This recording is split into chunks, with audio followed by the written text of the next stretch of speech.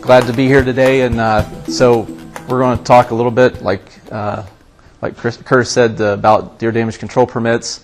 Basically, for those of you who are not familiar with the Division of Wildlife, we're the state agency that's charged by the Ohio Revised Code to manage the native fish and wildlife resources throughout the state, and part of that goes into our deer program and all the issues that is associated with that program.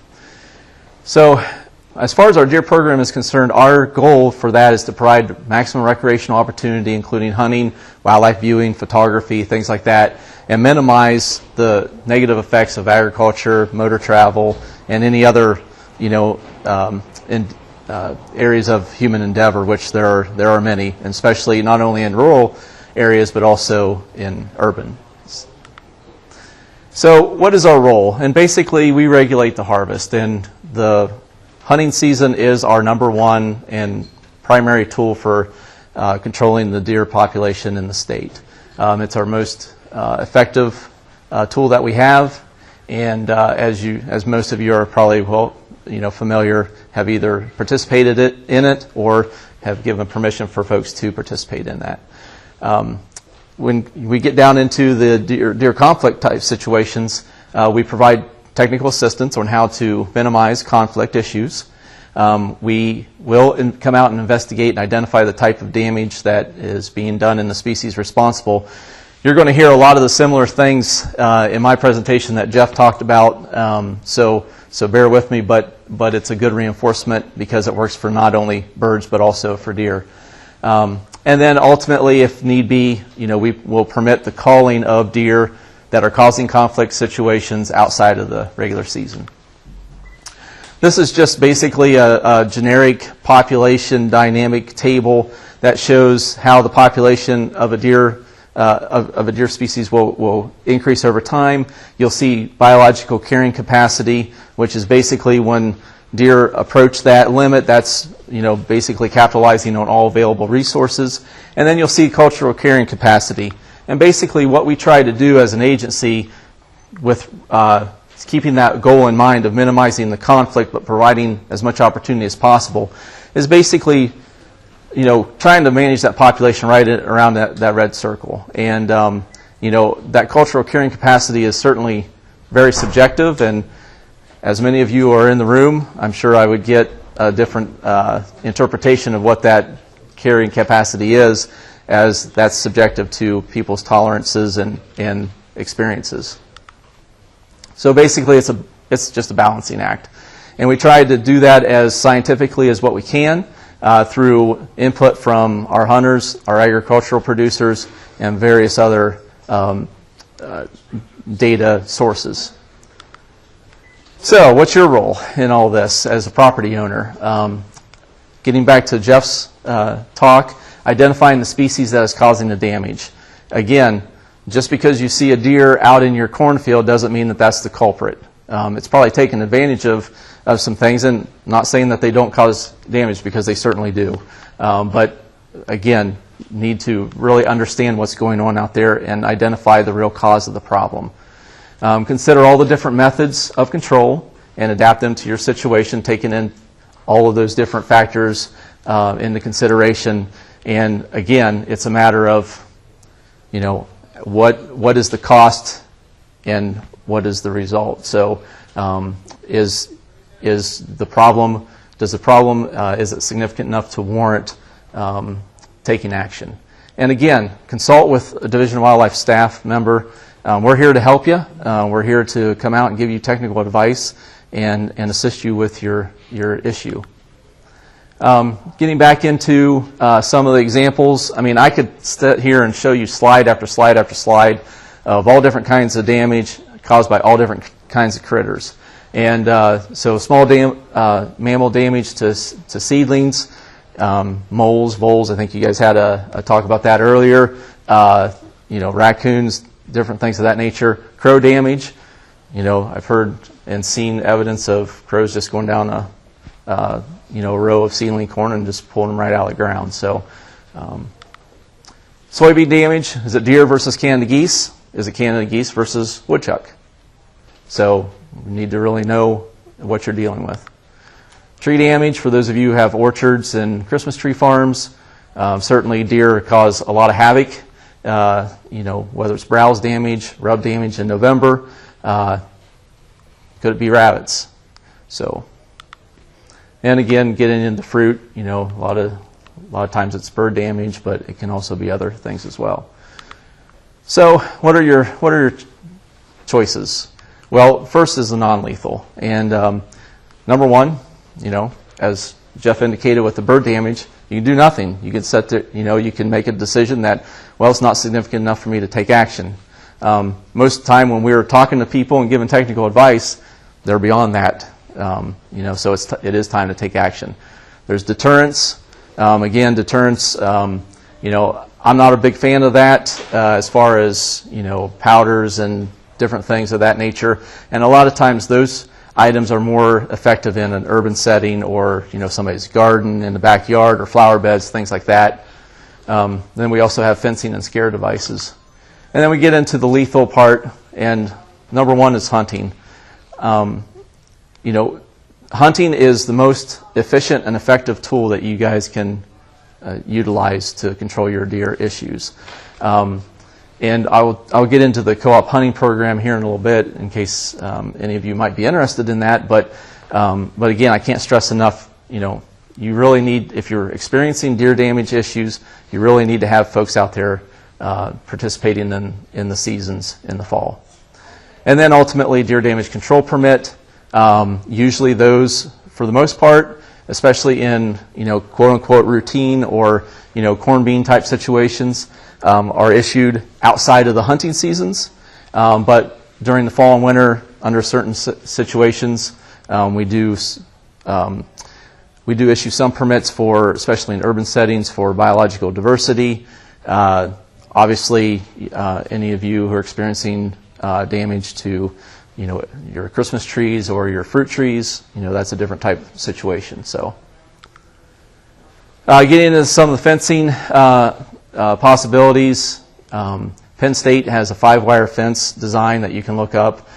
We know that fencing is obviously an expensive tool to use, and probably in most situations might not be real conducive to your situation, but certainly in orchards and different things like that, it may, on a long-term basis, warrant the cost to help you with your problem. Electric fence, that's not nearly as expensive, and you can use what we call peanut butter fence.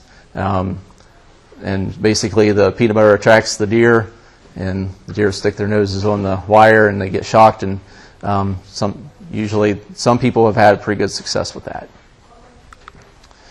Scare tactics. Jeff talked about propane cannons. That's in the picture on the left. More than likely, people are using those when you have nuisance birds, but you can also, in some situations, use those for deer as well. And then the farm dog. Hopefully, your dog is a little more adapt to getting out of the truck and looking and trying to patrol, but rather than waiting for you to take it around to look for deer. So, I mentioned earlier the co-op hunting program.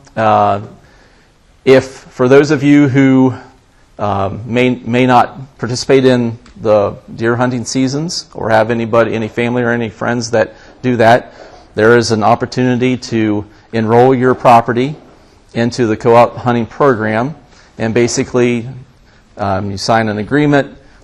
The division will issue you these signs, sign your name to them, and basically we'll also issue you a booklet of permission slips. And at the end of the day, it's your discretion on how many and who you allow to come onto your property and hunt.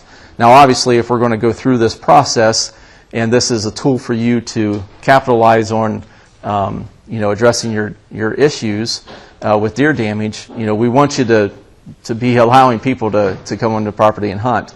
But at the end of the day, again, it's up to your discretion, and it's been a pretty good tool. The other benefit of this is that the wildlife officer can basically at any time, that's put on their list of routine patrol. So you get a little better law enforcement benefit on your property as well.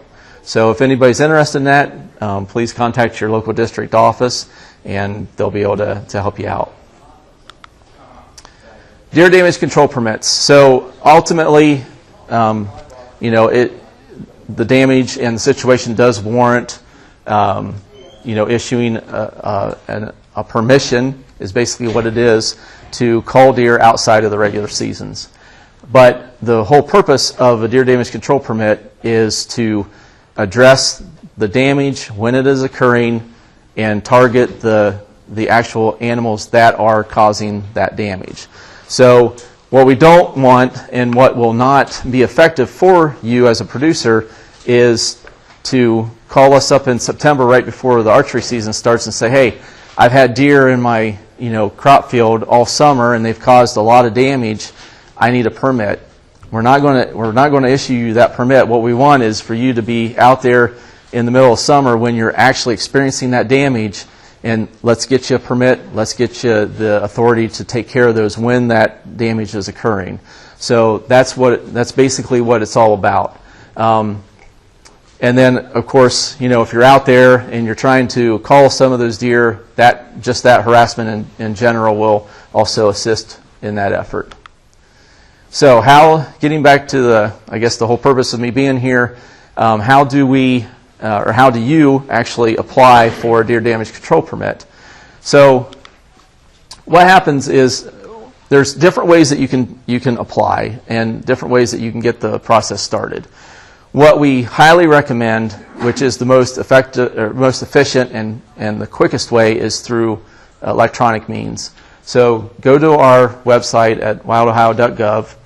This is the you'll go to our homepage, and then you select on the drop-down box nuisance wildlife, and then down at the bottom there's a link for deer, and then apply for a control permit. This will take you to the same page that if you're applying for a permit for geese or anything else. It's basically throws you into our complaint website, or part of the website. So you can fill out a complaint on basically any critter that you want, or you're having difficulties with, or what you think you're having difficulties with. But it's all standard process. But this is the page that will come up, and basically you'll be asked to fill out certain information, your name, address, all that good stuff. Email is extremely important. If you're going to go through this process electronically, we need an email, because this is how we're going to send you your permit. This is how we're going to issue you your carcass tags and different things of that nature. It's also a way for you to be able to report and check your deer in that you've called. So I can't stress that enough. We really need that address, email address. It's going to ask you about your damage. So describe your damage. Explain what's going on. We need a detailed description of what you're experiencing. Okay, that can include the amount of your financial loss, but a specific description of what you're experiencing. So that will help us make a decision on whether to send somebody out to have a field visit with you, or if you are a person who has had deer damage permits in the past, and the county wildlife officer is very familiar with your situation, then we can make a decision right then and there on the spot as we're looking at this page and say, yes, this person needs to have a permit. Here it is. And we can basically hit the send button and you will have your permit in hand. So, but anybody that's doing this for the first time, or it's a new situation, we really want to send somebody out to talk to you about what's going on, verify that it is deer or whatever species it is, and then give you the right technical guidance. On the routine permits, anywhere from 1 to 5 shooters. So when you first fill this page out, even if you don't know who all is going to be a shooter on your permit, you need to have at least one shooter in order for the permit to be processed. So again, you fill out that complaint form, either a wildlife officer, a wildlife specialist from Soil and Water, if it's in, depending on what county you're in, or a biologist, from the division will come out. We'll do a field visit. We'll give you technical advice. We're going to see what your current damage is. We're going to look at what other techniques you are utilizing. Are you allowing people to hunt? Are you not? Is it conducive to that? We also understand that there are in certain situations where it's just not conducive to have hunting on your property. We get it, okay? But we need to have that discussion because, as Jeff said, when you talk about, mitigating your bird issues, you have to take as many different approaches as what you can to be as effective as what you can to reduce your losses. And of course, we're also going to look at, taking into consideration human health and safety when we make a decision to issue you that permit. So, even though you can't see it real well, this is basically what your permit is going to look like if you are issued one. Up in the top left-hand corner is basically a permit number, and there's a key code up there as well. You'll need that information when you go back in and report your call and different things like that. So it's going to list all the properties that you have. You can have more than one parcel of property on one permit. So when you go in and fill out your complaint, make sure that you add all of those different parcels on there, as long as you are actually experiencing damage on those parcels. At the bottom there, underneath where it lists the shooters can be changed all the time, okay? So it's not a problem. You can add, you can take away. It's no problem. It's just a matter of going through the process of making those changes. Below the shooters, you have special conditions. That will also give you when your permit is valid, starting date, ending date, and again, for the most part, it's going to be outside of the regular hunting seasons.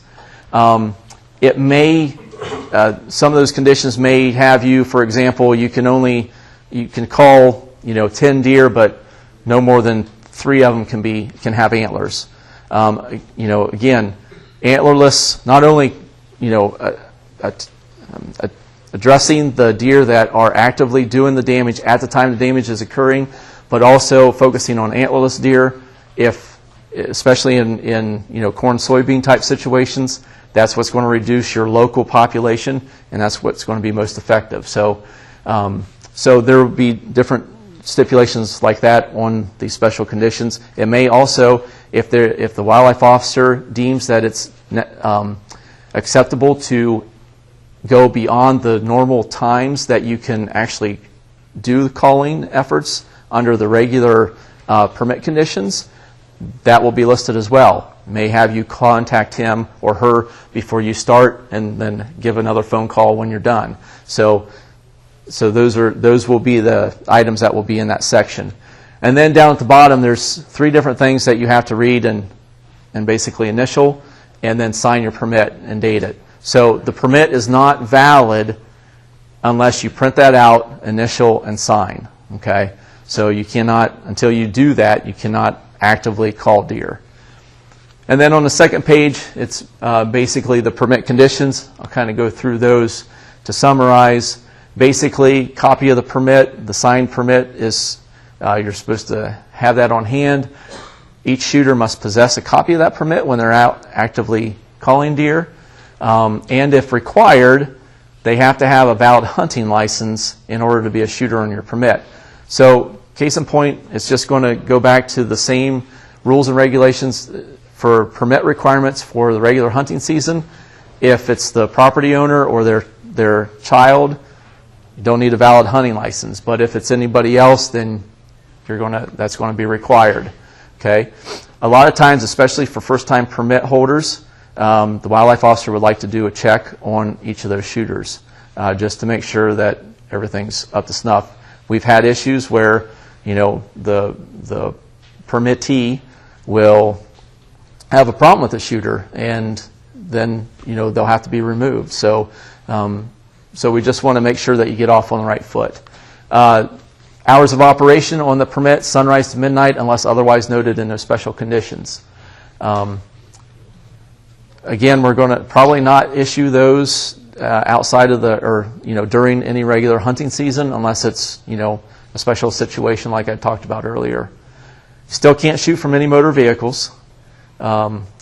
attempt to make arrangements for consumption or properly dispose of the deer. So, obviously we would like those deer to be utilized for consumption if at all possible, but at the end of the day, the whole reason for the damage control permit is to address your damage at the time that it's occurring. So if you shoot 3 deer in the middle of July and it's real hot, properly dispose of them. That's fine. That's what that permit is for. Create a deer carcass tag and immediately attach to the deer and check it in within 5 business days after you kill it. So what will happen is you're going to be emailed that permit. There will be a link that you can go back and click on, and let's say you're issued a permit for 10 deer. You can print out 10 carcass tags, and I'll show you a picture of those here coming up. All antlers must be removed from each antler deer within 24 hours and destroyed within 7 days or buried. So what we don't want, and we've had issues with this in the past, is somebody off of a deer damage control permit shoots a large trophy buck, and then they put it on Facebook, and then somehow those antlers are still out and about, and it causes a lot of problems. They have to be just removed from the deer, buried or destroyed, no questions asked.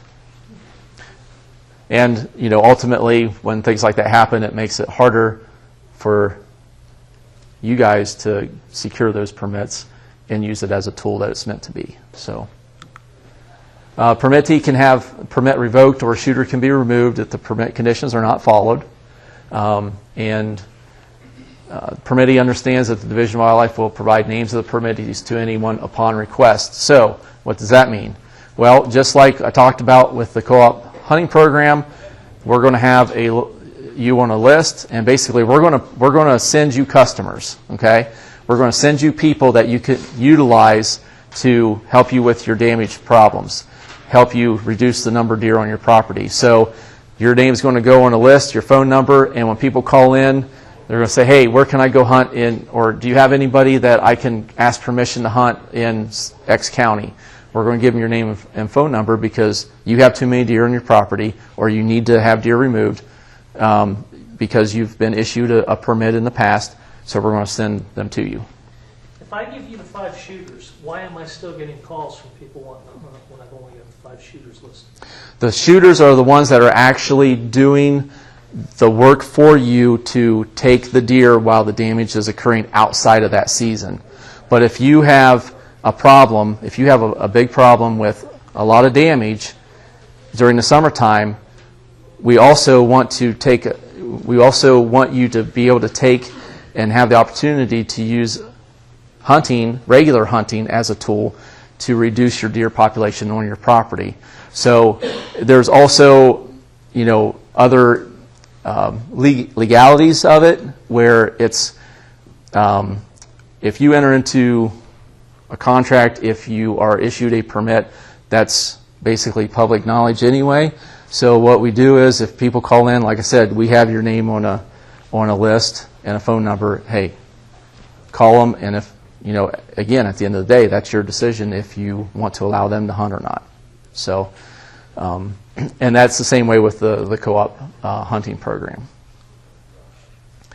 And then the permit does not supersede local laws with regard to shooting. So, what this permit does, it actually excuses you from not being able to take deer outside of the regular season. So that gives you that permission.